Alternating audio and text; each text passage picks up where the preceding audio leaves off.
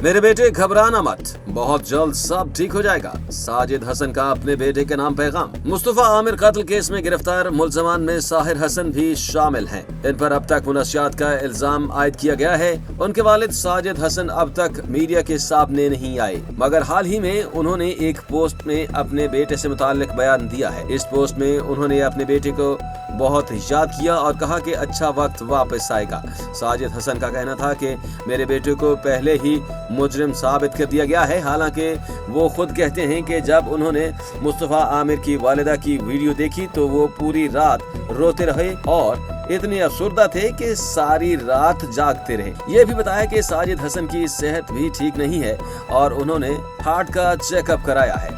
उनका कहना था कि मुझे अदालतों पर मुकम्मल यकीन है मेरा बेटा बेगुनाह साबित होगा, क्योंकि उसे कत्ल केस से जोड़ना सरासर ज्यादती है। उन पर लगाए गए इल्जाम झूठे और बेबुनियाद हैं। साजिद हसन ने ये भी कहा कि मीडिया पर आकर वक्त जाया करने की बजाय वो अपने बेटे की रिहाई के लिए कोशिशों में मसरूफ हैं। उन्होंने इस बात पर जोर दिया कि मुस्तफा आमिर कत्ल केस में जो भी मुजरिम हैं उन्हें सजा दी जाए। ये साजिद हसन का पहला बयान था जिसमें उन्होंने अपनी फैमिली की तस्वीर पोस्ट की।